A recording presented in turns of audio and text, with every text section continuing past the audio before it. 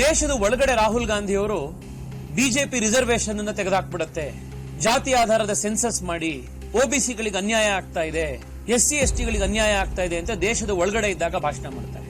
ಅದೇ ವಿದೇಶದಲ್ಲಿ ಹೋಗಿದ ತಕ್ಷಣನೇ, ಅಮೆರಿಕದಲ್ಲಿ ಇದ್ದ ತಕ್ಷಣನೇ ಬಹುಶಃ ಆ ಭಾಷಣ ಇಂಗ್ಲಿಷ್ ನಲ್ಲಿ ಮಾತಾಡೋದ್ರಿಂದ ಇಲ್ಲಿರೋರು ಯಾರು ಕೇಳಿಸ್ಕೊಳ್ಳೋದಿಲ್ಲ ಅಂತ ಅನ್ಕೊಂಡು ಕಾಂಗ್ರೆಸ್ ಪಾರ್ಟಿಗೆ ಅವಕಾಶ ಆಯಿತು ಅಂತಂದ್ರೆ ನಾವು ರಿಸರ್ವೇಶನ್ ಅನ್ನು ತೆಗೆದಾಕ್ತೀವಿ ಎನ್ನುವಂತ ಭಾಷಣವನ್ನು ವಿದೇಶದಲ್ಲಿ ಮಾಡ್ತಾರೆ. ಈ ಹಿಪೋಕ್ರಸಿ, ಈ ಆಷಾಢಭೂತಿತನ ರಾಹುಲ್ ಗಾಂಧಿ ಮತ್ತು ಕಾಂಗ್ರೆಸ್ ಪಾರ್ಟಿಯ ಪಾಲಿಟಿಕ್ಸ್ ಅನ್ನ ಇವತ್ತು ಜನಕ್ಕೆ ಎದುರು ತೋರಿಸ್ತಾ ಇದೆ. ರಾಹುಲ್ ಗಾಂಧಿ ಅವರು ರಿಸರ್ವೇಶನ್ ಅನ್ನು ತೆಗೆದಾಕ್ತೀವಿ ಅಂತ ಹೇಳಿ ಅಮೆರಿಕದಲ್ಲಿ ಮಾತನಾಡಿರುವಂತಹ ಭಾಷಣ ನನಗಂತೂ ಆಶ್ಚರ್ಯ ಕೊಡ್ತಾ ಇಲ್ಲ.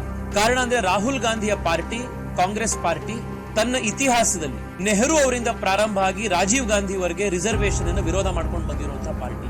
ರಿಸರ್ವೇಶನ್ ಅನ್ನು ದೇಶದಲ್ಲಿ ಶುರು ಮಾಡಬೇಕು ಅಂತ ಕೊಟ್ಟಾಗ ನೆಹರು ಅವರು ದೇಶದ ಎಲ್ಲ ಮುಖ್ಯಮಂತ್ರಿಗಳಿಗೆ ಪತ್ರ ಬರೆದು ರಿಸರ್ವೇಶನ್ ನಿಂದ ದೇಶಕ್ಕೆ ನುಕ್ಸಾನ್ ಆಗುತ್ತೆ ಅಂತ ಪತ್ರ ಬರೀತಾರೆ.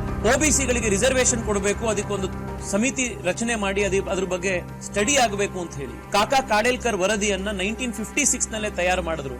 ಆ ವರದಿಯನ್ನ ಡಸ್ಟ್ಬಿನ್ ನಲ್ಲಿ ಇಟ್ಟು ಒಬಿಸಿಗಳಿಗೆ VP ಸಿಂಗ್ ಅವರು ಬಂದು ಮಂಡಲ್ ರಿಸರ್ವೇಶನ್ ತೆಗೆದುಕೊಂಡು ಬರೋವರೆಗೂ ಕೂಡ ಕೋಲ್ಡ್ ಸ್ಟೋರೇಜ್ ಅಲ್ಲಿ ಇಟ್ಟಿದ್ದು ಕಾಂಗ್ರೆಸ್ ಪಾರ್ಟಿ.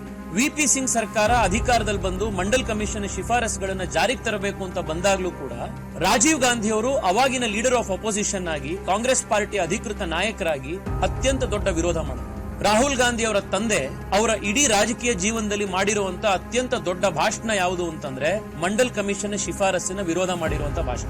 ಶಿಕ್ಷಣದಲ್ಲಿ ಮತ್ತೆ ಉದ್ಯೋಗದಲ್ಲಿ ರಿಸರ್ವೇಶನ್ ಕೊಡಬೇಕು ಅಂತ ಪ್ರಸ್ತಾಪ, ಮಂಡಲ್ ಕಮಿಷನ್ ಪ್ರಸ್ತಾಪ ಬಂದಾಗ ರಾಜೀವ್ ಗಾಂಧಿ ಅವರು ನವ್ ಭಾರತ್ ಟೈಮ್ಸ್ ಅನ್ನುವಂತ ಒಂದು ನ್ಯೂಸ್ ಪೇಪರ್ಗೆ ಇಂಟರ್ವ್ಯೂ ಕೊಡ್ತಾ ರಿಸರ್ವೇಶನ್ ಕೊಡುವಂತ ನೆಪದಲ್ಲಿ ನಾವು ಬುದ್ಧುಗಳಿಗೆ, ಇದೇ ಪದ ನಾನು ರಿಪೀಟ್ ಮಾಡ್ತಾ ಇದ್ದೀನಿ, ರಿಸರ್ವೇಶನ್ ಕೊಡುವಂತ ನೆಪದಲ್ಲಿ ನಾವು ಬುದ್ಧುಗಳಿಗೆ ಪ್ರೋತ್ಸಾಹ ಕೊಡೋದಿಕ್ಕಾಗೋದಿಲ್ಲ ಅನ್ನುವಂತ ಮಾತನ್ನ ರಾಜೀವ್ ಗಾಂಧಿ ಅವರು ಈ ದೇಶದ OBC ವರ್ಗಕ್ಕೆ, SC ST ವರ್ಗಕ್ಕೆ ಅನ್ಯಾಯ ಮಾಡಿ, ಅಪಮಾನ ಮಾಡಿ ಮಾತಾಡಿದ್ದಾರೆ. It is on record. Narendra Modi ಅವರು ಬರೋವರೆಗೂ ಕೂಡ OBC ಕಮಿಷನ್ಗೆ ಸಾಂವಿಧಾನಿಕ ದರ್ಜೆ ಸಿಕ್ಕಿರಲಿಲ್ಲ. ಕೇಂದ್ರೀಯ ವಿದ್ಯಾಲಯದಲ್ಲಿ, ನವೋದಯ ಶಾಲೆಗಳಲ್ಲಿ, ಮೆಡಿಕಲ್ ಕಾಲೇಜ್ಗಳಲ್ಲಿ, ನೀಟ್ ಪರೀಕ್ಷೆಗಳಲ್ಲಿ 27% ರಿಸರ್ವೇಶನ್ OBCಗಳಿಗೆ ಕೊಟ್ಟಿರಲಿಲ್ಲ.